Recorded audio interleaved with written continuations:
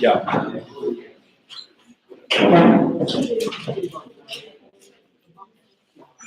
Who wants to read the blessing?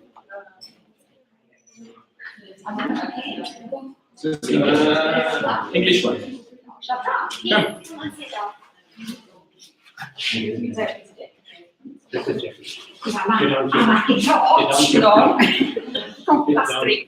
Just this. Not this. Okay, let's all bow our heads. Praise are you, Adonai, our God, King of the universe, who gives the Torah of truth and the good news of salvation to his people Israel, and to all the peoples through his son Yeshua, the Messiah, our Lord. Amen. Thank you. Hello, everybody. Yeah. All right, so welcome to the next installment of Pesach, part 4, I think. So many parts, and there's going to be another one after this. Vince is going to go through the Haggadah, so the actual Seder, retelling of the story, what you guys need to be doing, what you're going to be experiencing. I want to finish up the New Testament links. Our Passover, literally, how we can see Passover through Yeshua and all the events that unfolded with Yeshua. Because as we know, Yeshua is our Passover lamb. We see that many times in the Bible. But I want this to be something that, when we're telling the story of Passover, when you're going through the story of Passover, with whoever you're going to be celebrating it with, I want you to fire off all those New Testament links. Okay? How Yeshua actually plays that part. Again, the whole story of Pesach is what? God redeeming his people, right? It's the redemption. It's the entire story of Pesach. God pulling people out of bondage to do what? To set them aside for a purpose, to bring them out of bondage. Yeah, redemption literally means to redeem for a purpose, right? A price has to be paid. In the patriarchal society, you would redeem someone with a price. A price needs to be paid so that you can fulfill your purpose that God wants you to fulfill. It's as easy as that. So we're going to have a look at how Yeshua actually does that for us today in many ways, shapes, and forms. I also think it wasn't just for the purpose, but to remind the people that might have forgotten that he is God. Yeah, it could be. It could be that as well. For God to prove points, move mountains, shake superpowers at the time, but yes. Okay, so last week we sort of went through the imagery of Exodus 12. As you can pretty much see, nearly everything here is from Exodus 12. These are the main images that we look at when we're dealing with Pesach. We have the original Pesach, and then what we're going to do is we're going to do the parallel over here. Okay? So I think let's dive right in and start with the first one. What is the first image? What is the first instruction for Pesach in Exodus 12? It's a new month for you. It's the first month, and on the 10th day, you find work with me, people. A lamb, yes, a lamb without defect. You inspect it for 4 days. You bring it into the house. You slaughter it at twilight on the 4th day. You put the blood on the doorpost with a hyssop branch. You partake of the offering, and you also share it with your neighbors. If it's too much for your household, you share it with your neighbors. Remember all of this. Let nothing of it remain. Whatever remains, you throw out, burn up. No broken bones. That we find in Numbers 12, in Numbers 9 later. It's again telling the story of redemption, and there's a night of vigil. But we're going to go through all of these systematically now. First one, 10th day, we find a lamb. Yeshua came into Jerusalem from where? The Mount of Olives, right. On a particular day, right? If we all go, guys, we're going to be jumping around all over the place, but if you can all go to Matthew 21.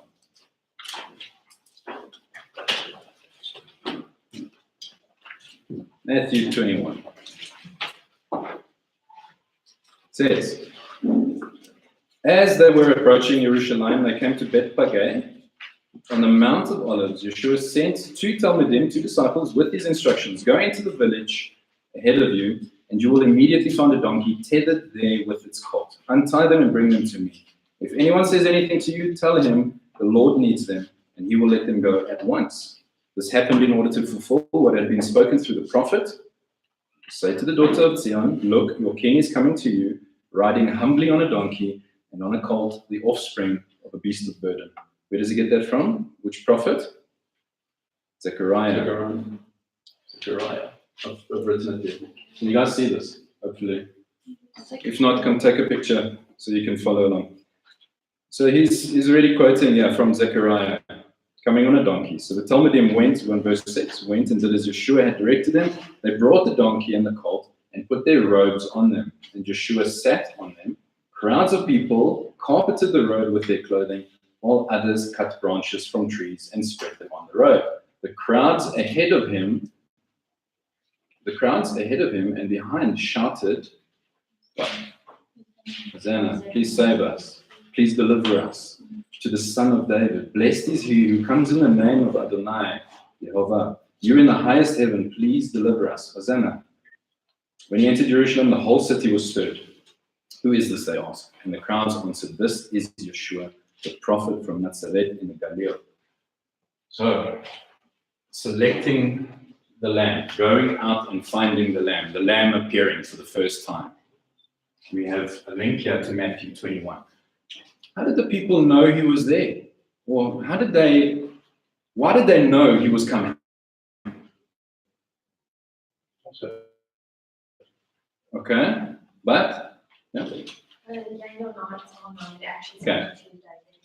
Right, so Daniel 9, what we have up there, and this is, I'm not going to get deep into this because this is very technical. I'm going to give you the high-level overview of Daniel 9. This is the Foundations class. We're going to keep it quite simple. But what we see is the people there expecting the Messiah to come. The whole of Israel was expectant. At that time, according to Daniel, they would have known from the decree of rebuilding the city, which King Artaxerxes gave, we would get the Messiah around about this time. Actually, exactly to this day. When Yeshua came down the Mount of Olives, it was exactly to the T as what Daniel predicted, what Gabriel told him. So let's jump to Daniel 9, and we'll get an understanding of what I'm actually saying. This is probably, I think it is, the most accurate and pinpointed prediction in the Bible. And it blows my mind. It's actually ridiculous, the math that goes into this. And for Yeshua to come down on the Mount of Olives on that specific day is ridiculous. It's so fulfilling that even the Jewish people don't study Daniel 9. Because they would realize then that that moment is past for them. They're waiting for their Messiah. Our Messiah has come. Daniel 9 gives the exact date. So let's look at that quickly. Let's start with verse 20. Daniel 9, verse 20. While I was speaking, praying, confessing my own sin and the sin of my people Israel, this is Daniel, and pleading before Adonai my God for the holy mountain of my God, yes, while I was speaking in prayer, the man Gabriel, whom I had seen in the vision at the beginning, swooped down on me in full flight at about the time of the evening sacrifice, 3 p.m., and explained things to me. He said, I have come now, Daniel, to enable you to understand this vision clearly. So he's interpreting the vision that he's just given him because Daniel was confused. At the beginning of your prayers, an answer was given, and I have come to say what it is, because you are greatly loved. Therefore, look into this answer and understand the vision.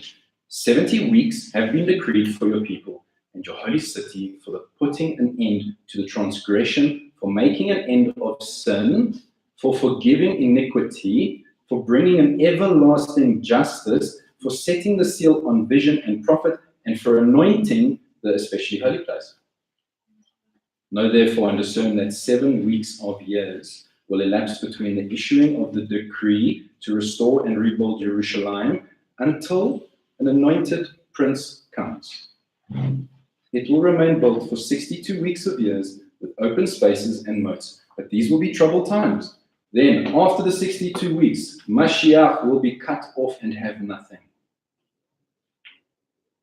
Right, powerful prophecy.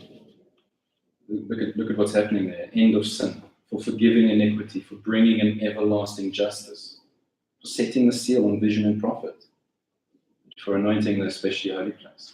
He's saying, the Mashiach at this time, after these 70 weeks, what he said in the beginning, after these 70 weeks, Mashiach will be cut off. And then, there's a whole bunch going on in this, but we're gonna just look at the timeline for now. Okay? So, what I want to paint out for you. In the book of Daniel, there's actually 4 decrees that are happening. Okay, the first decree, sorry, in the book of Ezra. If you actually have a look at the book of Ezra, there's 4 decrees that line up with this. One is the decree of Cyrus. Okay, where Cyrus literally said, you guys can go rebuild the temple.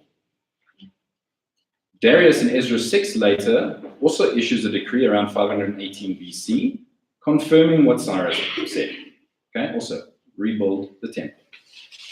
King Artaxerxes later in, you see this in Nehemiah 2 verse 16 and in Ezra as well. King Artaxerxes, I'll spell it for you. It's quite a difficult thing. Artaxerxes. King Artaxerxes, king of Persia, says he issues 2 decrees. One in the 7th year and one in the 20th year of his reign. And in the one in the 20th year of his reign, in Nehemiah 2 verse 16, it basically says that he's decreed the rebuilding of the entire city. And that's when we see this actually happening.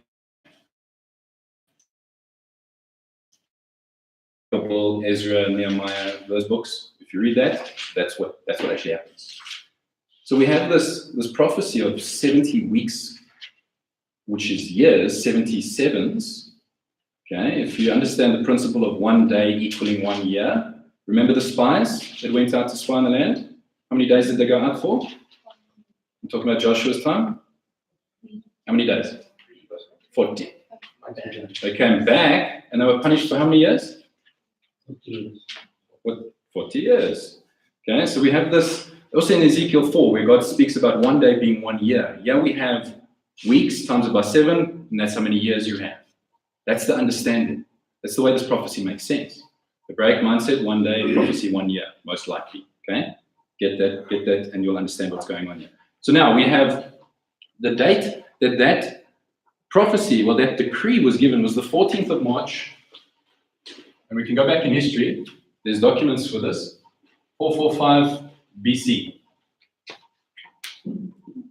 If we take 70 years of 7s, and we work it out. There's my notes here. It works out to be 173,880 days.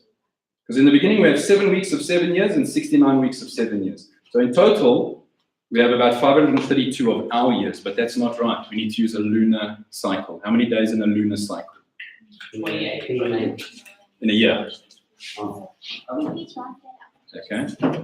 360 days for a lunar year. Okay.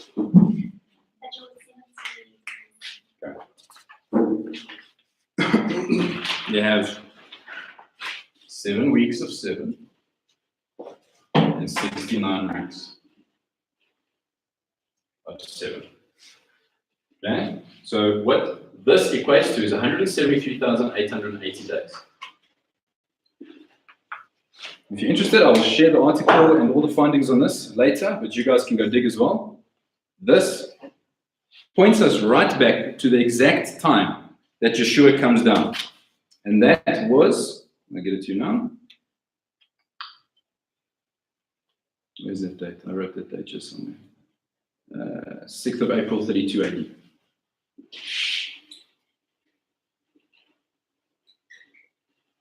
This is when Yeshua comes down the Mount of Olives. Exactly 173,880 days after the decree that Artaxerxes gave to rebuild the city of Jerusalem. It blows my mind. Who? You said Artaxerxes. Artaxerxes. He doesn't know anything about it. But then how did he know the date? Now, he didn't know the date. He gave the decree on that date to everyone in Babylon to go rebuild the city of Jerusalem. He had no idea about this. It works out in God's timing, though, that decree, that one in his 20th reign, works out. If you take 173,880 days from that time to the time Yeshua comes down on the Mount of Olives, that's this exact prophecy fulfilled. It's one of those prophecies that you can go back and just completely blow people's minds if you're interested. It's incredible. Yeah. There's a lot of calculations that go into this. There's leap year calculations that go into this. There's also apparently in our solar calendar, one in every 128 days, we have to reduce it by a leap year. The days are 128 longer than what they should be. There's a lot of calculations that go into this. I want to keep this simple. I wanted to show you that Daniel, even in Daniel's time, Daniel 9, that timeline predicts the coming of the Messiah. That's why there were people there. That's why they were expecting. They were like, "Yay, save us! Yeah, here's our Messiah." It was predicted about in Daniel. They would have studied that. They would have known about that. But they were expecting something else. They weren't expecting a spiritual freedom. What were they expecting? A warrior. A lot of the times when you go back in history and you have a look at the so-called messiahs that piped up, they were going against government. They were going against the Roman government. They were fighting against them. That's what Gamaliel was speaking about in Acts. If this is from God, you're going to be fighting against God. But if it's of man, we're going to see it die out like those last two messiahs that came. It's very interesting how this actually plays out and how we can actually link the Lamb on the 10th day at that time exactly to Daniel's prophecy.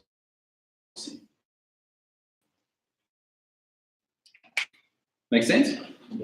And what does Zechariah state over there? What's in Zechariah 9:9? What does he say? We read it just now. In Matthew 21. He's going to come on a donkey. Why? Why a donkey? Why not an elephant or a giraffe? Yeah? Donkey is supposed to symbolize humility or labor. Or royalty. Okay. Royalty, yeah. They would have understood, oh, there's the king. There's the king that's going to overthrow the Roman government. No. Maybe with love, yes. But not physically. He's come to basically what Daniel was saying. What did Daniel say? Putting an end to transgression, for making an end of sin, for forgiving iniquity. Fulfilled. And then, let's look at the lamb. It says you will find a lamb. How do we know Yeshua is the lamb?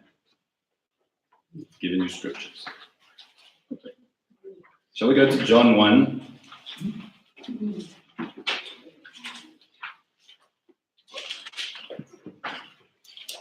We're gonna read and we're gonna jump around quite a bit, guys, but it's good that you have this understanding of how these links actually fire off, especially when you're doing the Pesach Seder. John 1 verse 29.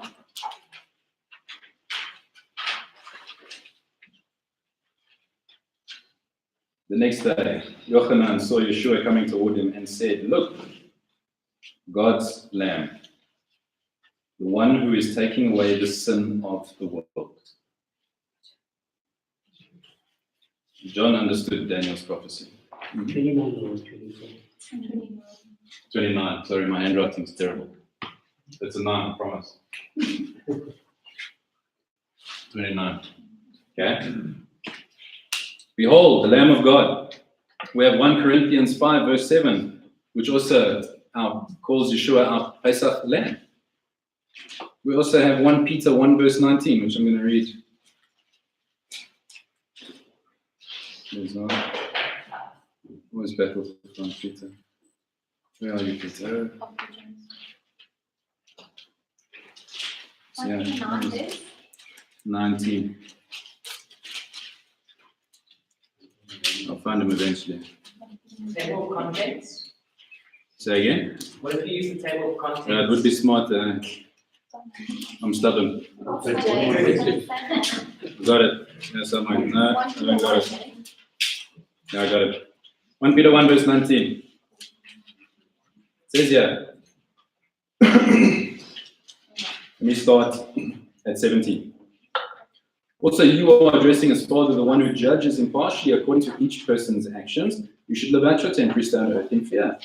You should be aware that the ransom paid to free you, the redemption, from the worthless way of life which your fathers passed on to you did not consist of anything perishable like silver or gold.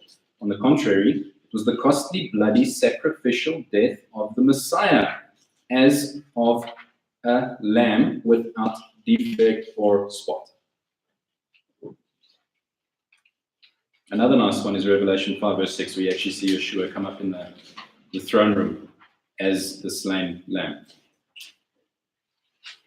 Strong imagery there, but he comes up there and we can see Yeshua as the Passover lamb for us. So we can easily make the link via as Yeshua being the Passover lamb. We have enough evidence to support this. Okay, we have multiple people saying Yeshua, Passover lamb. Number one, it was the same day that he came in. It was, number two, the same time that he would have been slaughtered. Everything points to Yeshua in this. Again, we've got to understand redemption that God, he redeemed the people out of Israel for a purpose. Yeshua redeems us for a purpose, right? What's that purpose? Everyone's going, yes. What is the purpose? Okay. Yeah. To make disciples. To make disciples. Okay. Yes. And to draw close to God. I'm gonna, if God willing, there's enough time, which there never is. I'm gonna try outline how the offerings make sense to us and how Yeshua is those offerings and what it actually means in today's understanding. If there's time, it's 25 past 12 already, so we need to move a little bit. Now, next thing, you see in Exodus 12, they go collect the lamb, and what do they do with it? They bring it into the house to inspect it, right? Bringing it into the house. When Yeshua came down from the Mount of Olives, in Matthew 21, we see the first thing that he does is go straight to where? The Father's house. The house. In Hebraic understanding, the house is the temple. Listen to this. As he comes down the Mount of Olives, verse 12, Matthew 21, verse 12, Yeshua entered the temple grounds and drove out those who were doing business there, both the merchants and their customers. So he gets in and he just kicks everyone out. He entered the house. And what we see later on when they start inspecting the lamb, who is Yeshua, remember in Exodus 12, we need to take our lamb and we need to inspect it. Why? Because God tells us it needs to be spotless and perfect and without defect. And what I find funny, is in Mark 14. We can all jump to Mark 14. Lots of jumping around today. Mark 14, verse 53. He says, they led Yeshua to the Kohen HaGadol, the high priest, with whom all the head Kohanim, elders and Torah teachers were assembling. So we have everyone that knows their stuff in terms of Torah, convening around Yeshua. Peter followed him at a distance, right into the courtyard of the high priest, where he sat down with the guards and warmed himself by the fire. The head priest and the whole Sanhedrin, how many people in the Sanhedrin? 70. Tried to find evidence against Yeshua so that they might have him put to death, but they couldn't find any. For many people gave false evidence against him, but their testimonies didn't agree. What were they testing him against? Torah. That's what they lived out. That's what they knew. That's what they taught. That was their standard of life. They tested Yeshua, the Messiah, the so-called Messiah at this point, with the Torah. And they found no defect or blemish, nothing wrong. They couldn't find anything wrong with him. Just like the lamb that we have to find and bring into the house. This goes here. We have to bring into the house and inspect it. And at the time, the kids get very familiar with Mr. Lamb, right? And Dad has to take lamb on the fourth day while the kids are out eating olives in the trees, hopefully, and slaughter the lamb. And when the kids come back, well, Lammy is gone. But there's a reason for it. Okay? Why did the lamb need to be slaughtered? Sacrifice. Okay. Practically, what did they you can't just take lamb, pick up lamb and walk them across the doorpost, okay? It's going to be awkward, the lamb's not going to enjoy it, the kids aren't going to enjoy it, the neighbors are going to think you're weird. Okay? They probably think you're weird anyway for slaughtering the lamb at the door, which is symbolic in its own right, but we won't get in there. You slaughter that lamb at the door, you take a hyssop branch, okay, which was probably a shrub nearby. Hyssop was also used as a cleansing agent. Right. Very much so, as a cleansing agent, okay? And this is why God is painting this picture. He's like, you know that hyssop stuff you use for cleansing? Okay, take that, dip it in this blood, which you know symbolizes life. Because without blood, there's death, right? So your blood brings life. Stick it in a pool of blood that poor Fluffy had to give out, and then paint it on the doorpost. I'm going to rub this off quickly, and we're going to get into something exciting. Is there wet wipes here?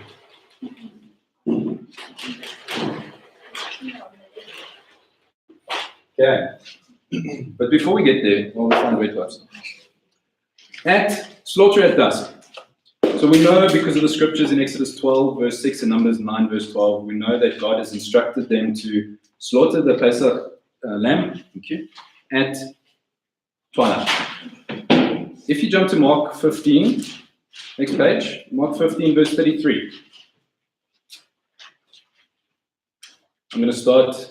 I'm going to start at 33. At noon, darkness covered the whole land until 3 o'clock in the afternoon. At 3, he uttered a loud cry, my God, why have you forsaken me?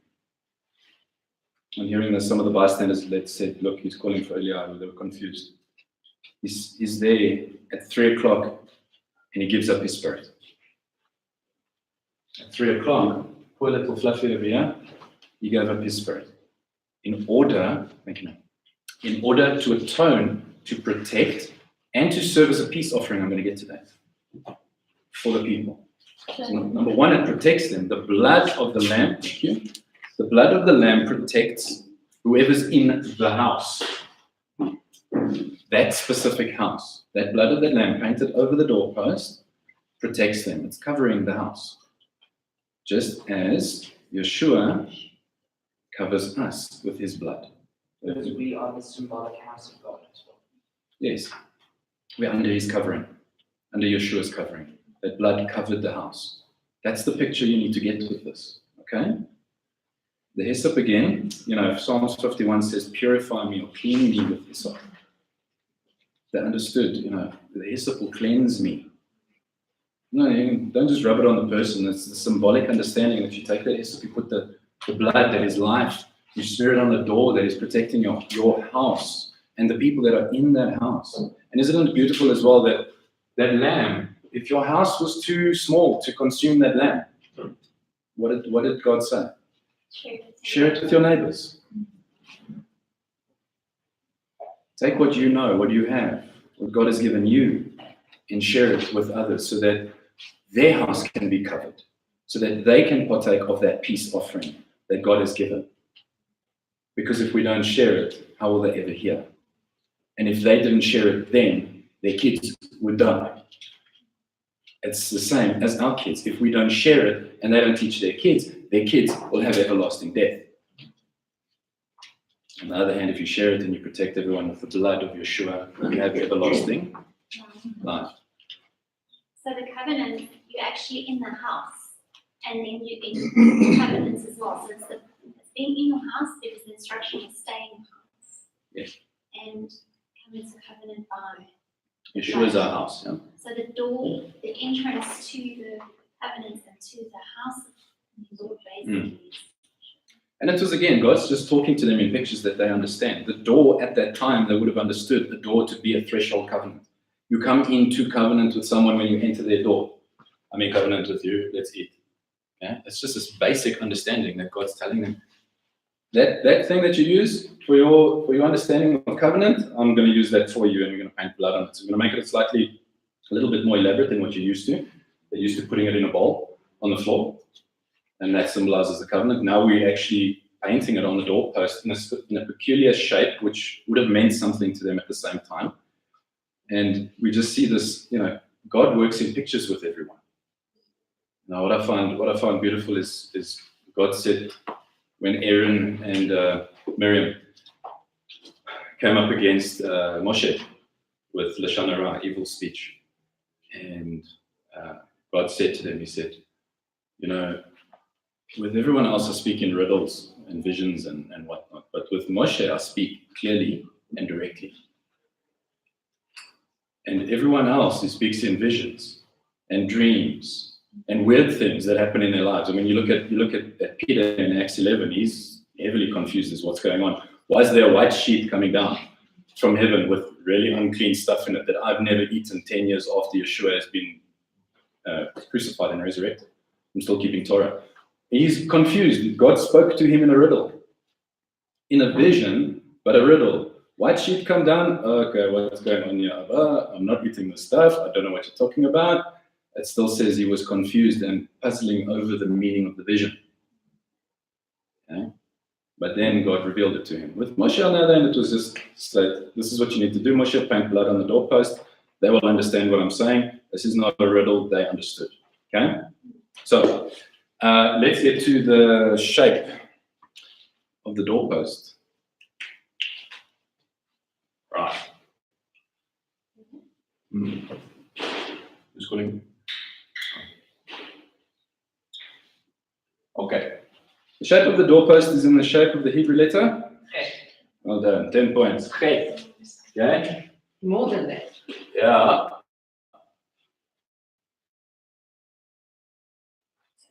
What is that in Hebrew? Nekud. Yod. Yod. Nikud? No, that's Nikud. Oops. Okay, guys. Sorry, I gotta get more points. Just painting pictures. This says Chai, which means life. Okay, we're going to get to that now. What I want you guys to understand is God them to paint this peculiar thing on their doorpost in that shape. Okay, and if we have, let's go to Mark 14, verse 17. We're going to make this link now, for sure. Mark 14, verse 17. Let's actually just start at 12. On the first day for Matzah, when they slaughtered the lamb for Pesach, Yeshua's Talmudim asked him, "Where do you want us to go and prepare your Seder?" He sent two of his Talmudim with these instructions. "Go into the city, and a man carrying a jar of water will meet you. Follow him, and whichever house he enters, tell the owner of the rabbi, 'Where's the guest room for me, where I am to eat the Pesach meal with my Talmudim?' He will show you a large room upstairs, furnished and ready. Make the preparations there." The Talmudim went off, came to the city, and found things just as they had told them they would be, and they prepared the Seder. When evening came, Yeshua arrived with the 12. As they were reclining and eating, Yeshua said, "Yes, I tell you that one of you is going to betray me." Before we carry on, they are reclining. What is the instruction for Pesach when you are eating that fluffy?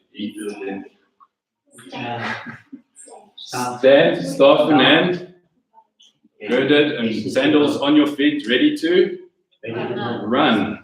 Because that very next day, you are out of there, you're plundering Egypt. The bondage that you were in, you have now left in a hurry. Disappear. Because it's going to chase you. Your past will chase you. And it is Yeshua and his disciples are sitting in an upstairs room, and it says they are reclining. Some Bibles say sitting, but the actual word is recline.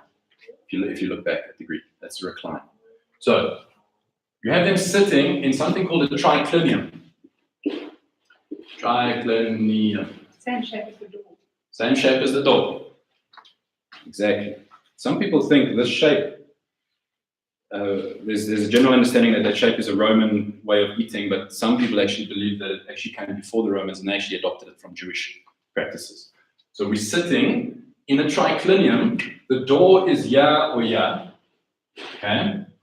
And we have a very interesting layout that we can paint from the scriptures. So when you think of the Last Supper, which in our opinion is actually a Passover sale, because the text supports it in many ways. When you look at paintings of the Last Supper, what do you see? Straight line, everyone huddling around Yeshua in the middle, right? Sitting on chairs. Sitting on chairs, being very Rome-like. Okay? Even Yeshua looks very Roman. Incorrect. They were sitting in the triclinium, and in our understanding, the guest of honor would sit here, right? I'm at the middle, I can communicate with everyone, no matter where I look. Firstly, they were reclining, so they were lying on their left side, so that their right hand was free to dip in and eat, and their feet were out. So they were literally, there's their legs, lying down. We are assuming they're all right-handed. If they're, ambidextrous. But the point is, guys, my art sucks. I'm sorry. Okay. Yours is better than mine. I stick to stickmen, and clearly I'm still bad at it. Okay? But anyway, you have. I'll stop. You get it. Okay. So they would be reclining on their left side, leaning against the person behind them, and so it goes. What happens here is you have from the most important all the way to the least important person. Okay? So you have most likely, we've probably got, I don't know how many, there were 13 of them, right? So we've got 13 all the way around here. And we have the least important and the most important. Where do you think Yeshua would sit? He should, but he didn't. It was there. The host sits here. The guest of honor sits here. That's why I say he's the guest of honor. Okay? And then over here, sorry, guest of honor is here. And the most beloved is here. Beloved. Guest of honor. And this is the host. Right. You with me still? Now, if we have a look at some scriptures, we see that in John 13, verse 23, we have John leaning on Yeshua. John leaning on Yeshua. If Yeshua was the host, he would have been sitting here. We understand that. That's a given. Okay? So John must have sat here, the youngest. John the beloved. He sat here. He was the youngest. The guest of honor, who do you think he would have put as the guest of honor? Who should he have? In our mindsets. I don't know, if I was the host and I knew this guy was going to sell me out for some silver and I was probably going to peg because of it, I wouldn't put him in the guest of honor. I'd put him over here. Like, you go fetch our food, 7. But aren't we crucifying Judas because actually he was an instrument of God. He was the chosen one to If it wasn't going to be make Judas, the whole thing happen. it would have been someone else. Yes. Yes, true. Not crucifying him, just saying in our mindset, what would we have Or done? 18 because of what he Yeah. did. But who does he put here? Judah. Judas. So he doesn't put him here, he puts him here. We know that because of Matthew 26:23.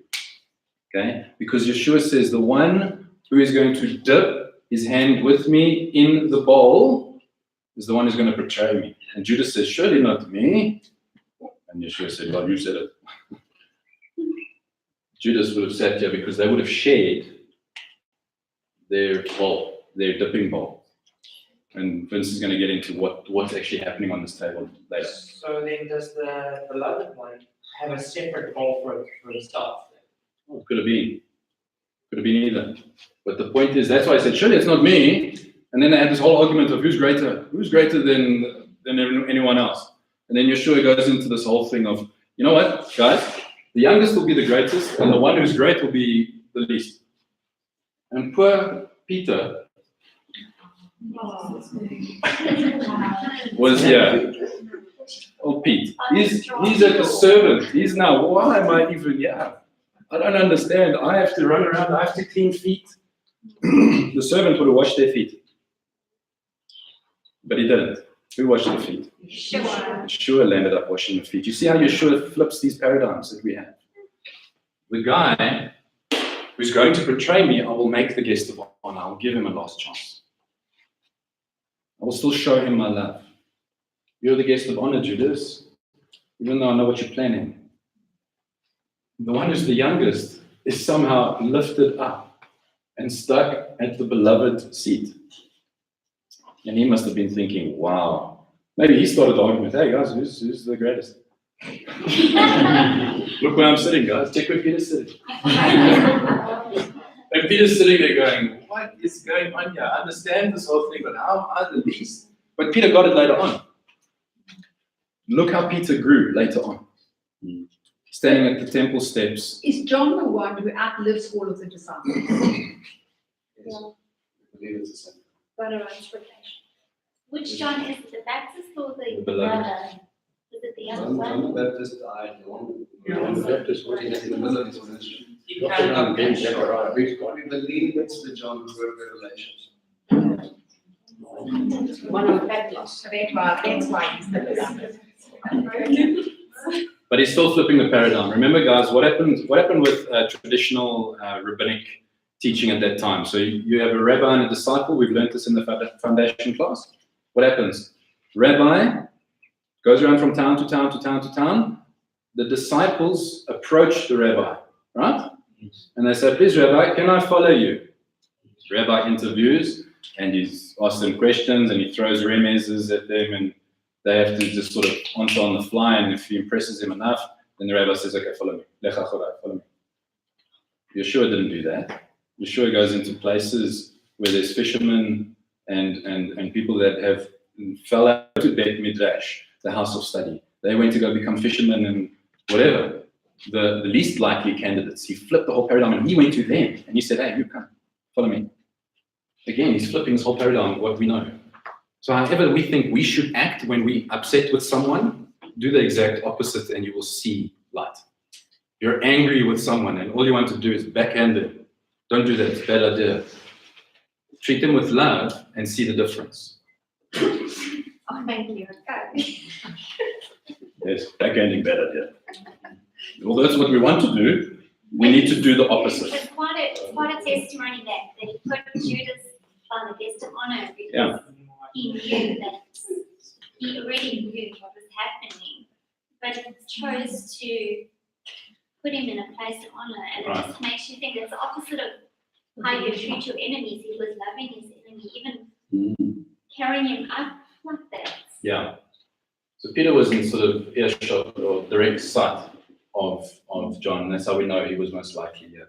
Okay, but again, what do we see with Peter later? He's wandering through towns and people are falling down just to get the shadow on them, so that they can be healed. The least can be raised up. If you think you're not that special, I promise you, David didn't think he was that special. Little short, redhead, little boy, running around looking after sheep, all of a sudden he's king. Out of that. Okay. God will raise up the least and he will humble the proud. That's how it works. So when we have the shape of the door, okay, we can see this picture, this imagery. I want you to see that imagery when you're sitting at a triclinium for Pesach. Okay, next picture, yeah? Okay, so you could say that okay, maybe the Yud is over here, Yeshua. Yeshua's over here, so it brings life. It's a nice image. It doesn't necessarily tie up, but it's a nice image. Okay, we've spoken about the hyssop branch. Just on there. Yes. Okay. Partake of the offering. I found this amazing teaching by a guy called Rabbi Foreman. And it basically, if we think the offerings are weird, the Jews also think it's weird, I promise you, because they haven't done it in how many years? They also think shame, poor animals, cruelty. You know, when we sacrifice something, we have to kill an animal, and that has to atone for us in some special way. That's very mystical. They are as confused as us when we talk about offerings. And where are offerings in our Bible? Where do we read about offerings? You see, no one really knows, because it's one of those things that we just park in the back, but it has so much meaning. Now, please listen to me. I'm not saying we need to make offerings. We need to make sacrifices. Yeshua clearly paints this picture for us in many ways. But what I want to show you is in Leviticus 1 to 5, we see all the offerings. Okay? We're going to quickly group them, and I'm going to show you the application in today's life. Clearly, we're not doing offerings, but there's a meaning behind why God gave them those offerings. And it's very beautiful. So, in Leviticus 1 to 5, we have 5 types of offerings. We have sin, we have guilt, we have peace, we have burnt grain. Each one of them sort of falls into a category, and there's 3 categories. I'm going to put it up like this. There's a reason it's in the stepping form as well. Sin or guilt is the chatat offering. Okay? Chatat. It means sin offering. We have peace offerings, which are shalomim. Comes from the word shalom, peace. But it also means something else, and we're going to get to that as well. And then the last one, Richard said it, burnt or olah offerings. So you have burnt, peace, sin. Now I'm going to tell you how this links in with Passover. Sin offerings were mandatory. At that time, you had to have, if you sinned inadvertently, you would go up to tabernacle, temple, outside the door, you would slaughter your offering, put your hand on the head of the offering, basically saying that I should be this animal, but instead you're my substitute. Thank you, Abba. Animal dies. Lots of stuff with the blood happens, and certain parts of the animal go up in smoke. The point is, God gave us a sin offering. Obviously today that's Yeshua. But he gave them a chance to have a sin offering so that they could draw near to God. The whole point of all of these offerings is to draw near, and each one takes you a step higher. This is what they would have understood. Sin offering, it depends what level you were, the sin offering you would give. There would be a sin offering even for a poor person. Okay? The point is, you have to go and give something back to God. Why? Because we transgressed. The word transgression, if you break it up, this word, yeah, means to cross a line or a boundary. We have crossed the line. Think back to Adam and Eve. God said you can have any fruit you want here. Eat whatever you want. Eat of any tree of the garden except from the tree of party. Oh, how much?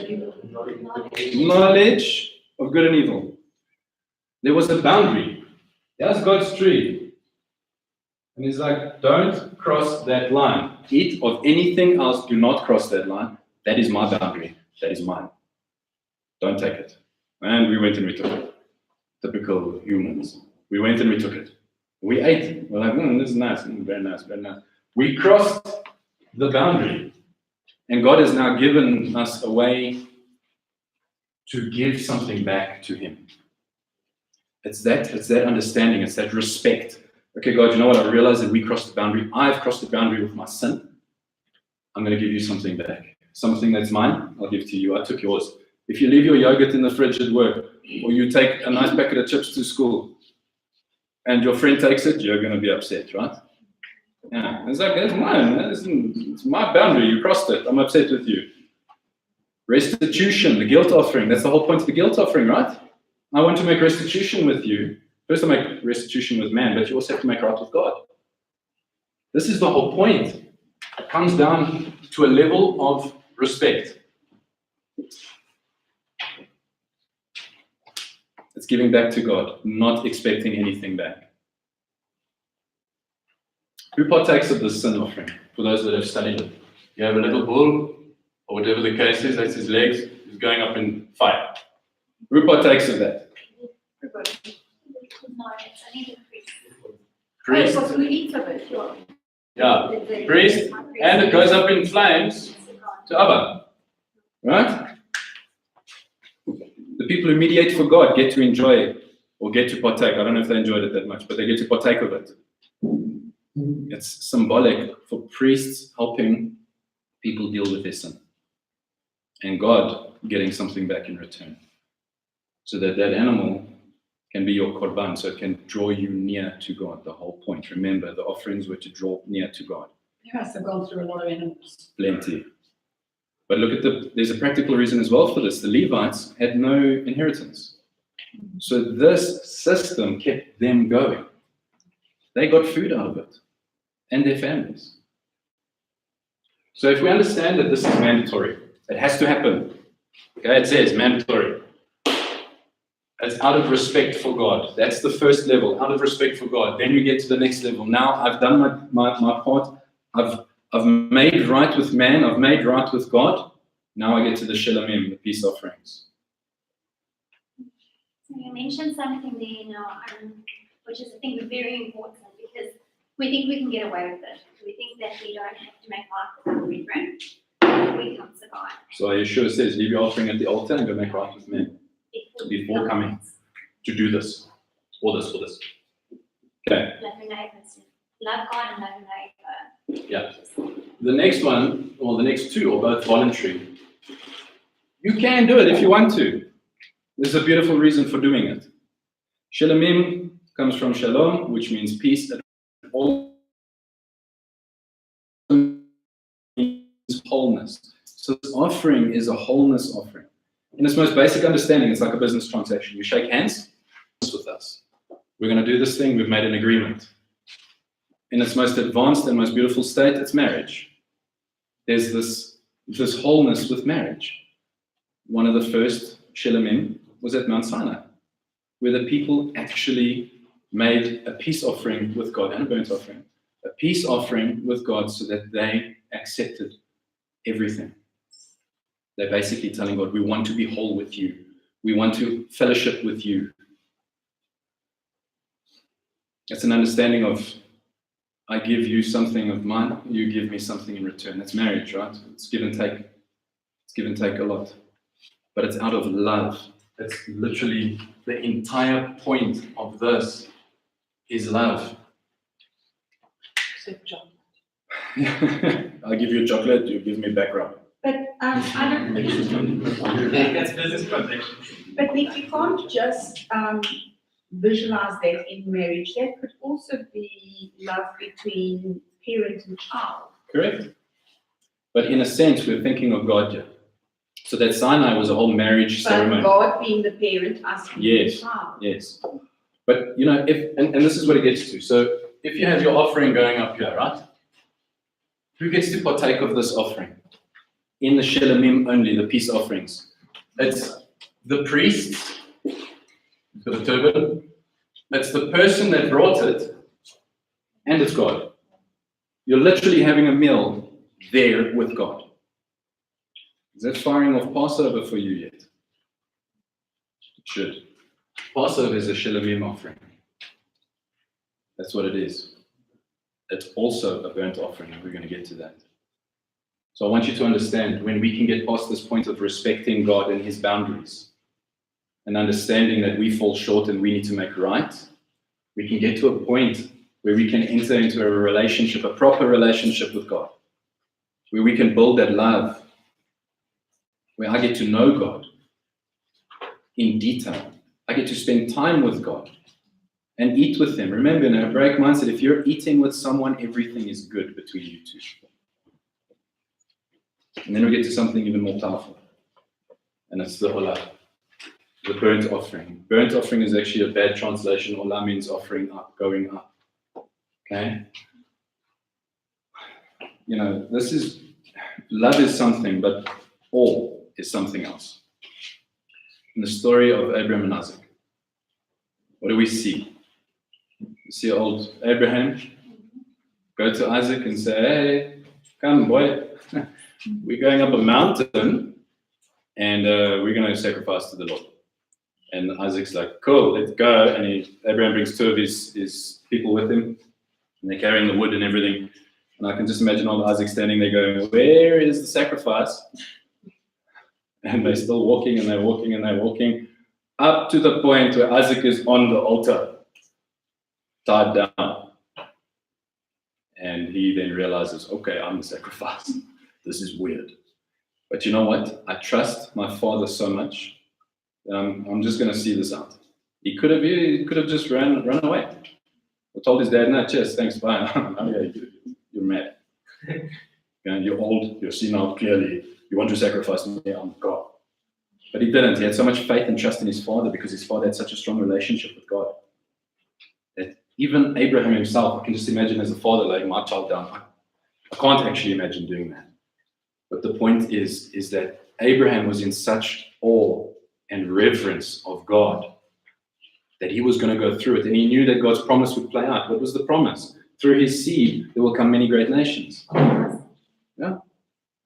So Abraham knew, well, no matter what happens here today, Isaac's going to be somehow okay. I don't know if he's going to resurrect him or whatever, but something's going to happen and everything's going to be fine. And we see this word. I'm not going to get into that now. But we see this, have you ever laid down on the grass and just looked up at the sky at night? And you see millions of stars and you think how small you are? And you wonder, wow, how can God make all of this? It's complete. You are in complete awe. That's the awe that Abraham had. That's the God. It's the awe of God. It's Yud Resh Aleph. It could mean to see or to fear or to revere. In Hebraic understanding, in Jewish, in Hebrew, it's to fear, to see, or to revere. And in the story of Abraham and Isaac, that word comes up a lot. But the point is, we've reached the point now. The point is, we've reached this point where we love God. We have this relationship with Him. But now, the only person that gets to partake of this offering is God Himself. We get to a point where we can surrender everything that is completely special to us. It's our most special possession. Abraham was Isaac. And he was willing to surrender that to God. He was putting him on the table and he was like, God, I surrender this boy to you. He's yours. I know I took from you in the beginning and I made balagan, I made wrong decisions. I've made right with you. I respect you, God. I've come and I've got to the point where I can be with you. We can communicate. We can have this special relationship. But now you know what? I'm taking it a step further and I'm giving you everything that's mine. I'm surrendering it to you. That is exactly what Yeshua did for us. That is exactly what God did for us with Yeshua. A complete and utter offering up His only son. Abraham's grandson. With the Abraham and Isaac, God told Abraham to do that. So he wasn't just doing it, or instead of sheepy, I'm going to grab my son. No, it was an instruction. Yeah. Following instruction. So there's a lesson in that we should actually follow God's instruction. Right. Because his son, it's a reasonable thing. Yeah. Because, that was now a shadow of Yeshua, his only son, being given. So Abraham is part of that story. Mm. With being obedient. So if we want to be part of that story that God wants to tell, we need to be obedient. Right. But the point is that Abraham was at this state. He was able, and you need to ask yourself the question, are you able to completely surrender everything that's special to you, to God, without question? Abraham didn't question it, he winked. He's like, look, here's my promise, I'm taking him, I'm trusting. That's why they keep referring to Abraham as a man of trust, of faith. Are you able to completely surrender everything that's special to you and give it back to God? Or just give it to God without expecting anything in return? And this is the point where we need to get. And you know what? Passover everyone partook of that Passover lamb. We've all partaken of that Passover lamb. It's a shalom offering. It's a peace offering between us and God. And yes, it definitely Yeshua's a sin offering. It tells us that. I don't need to give you the verses for that. We know it. But we can see Yeshua playing a role out of love. For God so loved the world, He gave us the Son. God did this for us, and we do it for Him. So we can have that love, and we need to get to the next step, where we completely surrender everything to God, just like God completely surrendered everything to us. He trusted us with His most prized possession. Like Vince has taught before, he has a baby, let's put it in the hands of humans and see what happens. That's a lot of trust, especially for us broken people. But look what happened. So do you understand? Does this paint a clearer picture of the meaning of Passover for you, that it's meant to bring you closer to God? It's meant to draw you near, so that your relationship with God can go to that next level. And sometimes, guys, this lasts a long time before you can actually fully trust in God to take over your care possessions. It took a long time for me to hand over the business to God. Prized possession. My kids were easy. I'm like, how about sort them out? They're yours. And they're doing well. My business, I was like, my business. Don't touch mine. God got me to read a really old book that was really incredibly boring. And in there, what I took out of that was, hand over your business to me. And I did, and things are changing. Things are happening. We need to, and even if they weren't happening, I'd be okay with it. Because let His will be done. We need to get to that point. And Passover is one of those steps in the timeline where we can have that relationship with Abba and build that relationship with Abba. Why do you think you have to read most of the Exodus? God's getting you to read the Word. Tell your kids the story of Exodus so that they can start having that relationship with Abba. Okay? And just to end off, just very quickly, these last few items here. That's the Olah offering. Okay? There's nothing of it remain until morning, burn up everything that's there. Okay? Yeshua gave up His spirit on the cross. No broken bones we can see. Before they break any of the bones while you're on the cross, because that was the thing that they did, so that you died quicker. Before they broke His kneecaps, Yeshua gave up His spirit, so that no broken bones would happen. Okay? The whole story of Exodus is the story of the redemption with Yeshua. We've identified that today. And the night of vigil, this is something that I thought was quite funny. And this is, I'm ending off with this, guys. But the night of vigil, in Exodus 12, verse 42, it says it will be God's night of vigil. God was keeping vigil. Where were you guys? Sleeping in your houses, hoping that blood is going to protect you. Okay, maybe didn't sleep that well. Probably not. If I knew that the destroyer would fly over my house that night and I had a son, I'd be freaking out a little bit. But it said that God kept vigil. Over here we see Yeshua coming up out of the Pesach Seder and praying to God. He's keeping vigil and His disciples are sleeping. Yeshua kept vigil. We can't even get to that point because we're too busy sleeping. So the point is, wake up. Keep vigil. What do you need to do at this time? Remember the whole point. God says, take the chametz out of your house. Your house. This house is physical, but He's more concerned about this house. Get the chametz out of you, everything that's bad. Get it out of you, get rid of it. So that you can draw near. So that hopefully you can get to that next step. I have Through to Yeshua. ask, because I'm trying to,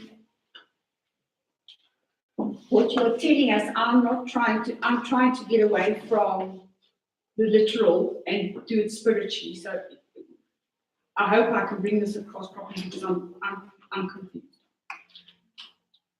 If you, in the beginning, you said that God covers us with His blood. Where is this doorpost within me for God to enter? You will wear the words on your head and on your arm. That's your doorpost. It's your heart. That's the trachinium. It's your heart. Your heart sits within that. Your heart is, yeah. Those words are close to your heart. How does His Spirit enter my body? Through my mouth? With His breath? Just fills you. How? Sure. I agree. You're worried about the finer details. No, you're worried about the finer details. We don't even understand why men disappear off this planet, why men die. We're never going to understand how everything came into being completely, or how God even exists. The point is that what we know is that God says He will fill us with His Spirit. How He does that? I don't know. Could be air, could go in my ear. I don't care how it goes in. But the point is that it's a spiritual understanding that He's going to fill me with Him, and that my heart changes so that I can walk by His statutes. So the more I'm filled with Him, the more I can do things for Him. The more I can walk like He walked. The more I can observe what He wants me to observe. It doesn't matter. It's not this. I mean, think of it as this bottle, and how do I fill it up? It's how do I get closer to God? His Spirit will enable me to do that. And how do you know when someone's got the Spirit in them? You see a change in them. You see a change. So there's no, I can't test you with a barometer or whatever, a Geiger meter or whatever, and say you've got 4.4 liters of uranium in you. You can't do that. You see a change in someone and you feel that change. So when you start feeling like you're getting closer to God, and we start seeing what happened with Peter, and then doubt, yes, I love you, like a friend. Carry on, until he's standing on the steps and he's telling everybody, this was the Messiah. A complete change. And complete faith in God. Sorry, can I say something here? Physically, it's been physically proven that when people pray, there's an activity at the back of your brain. So God's made us so that we're hardwired to communicate with Him. It's a physical fact. The second physical fact is that you've got, say, just approximately 100 trillion neurons in your brain. Your heart has got 50% more neurons in it. Okay, so the center of your being is actually your heart. And why when you feeling the pain. You physically, when people are heartbroken, they are physically in attack with the heart. And that's the communication.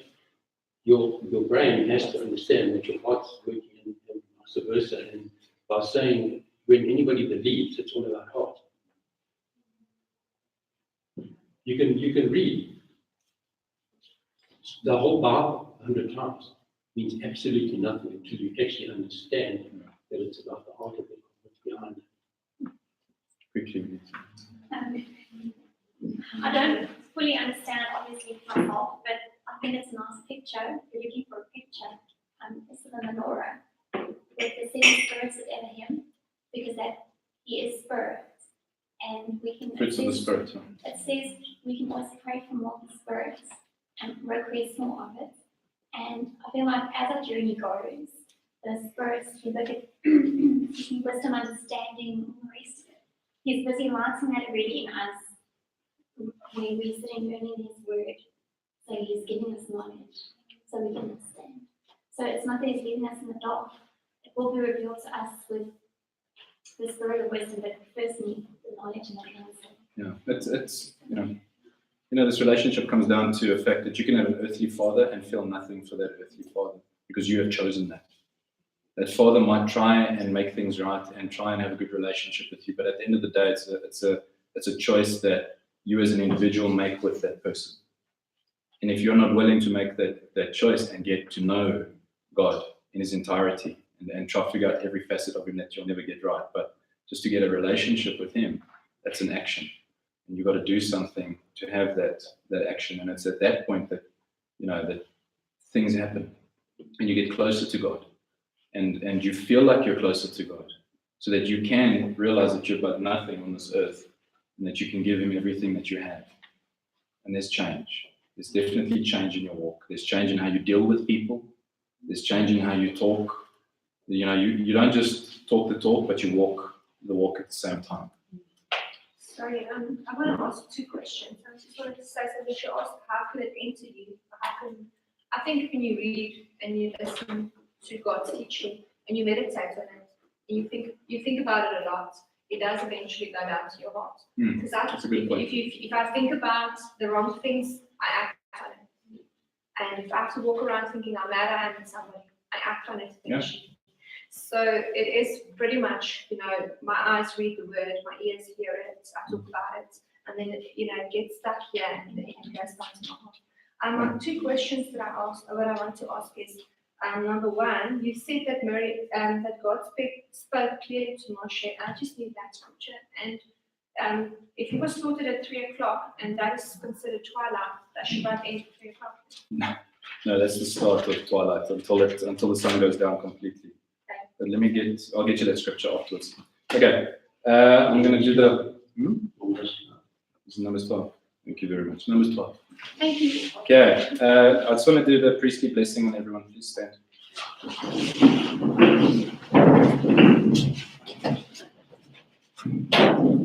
Okay, let's bow our heads.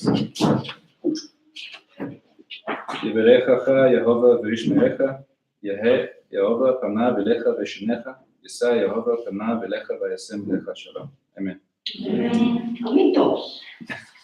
Amen.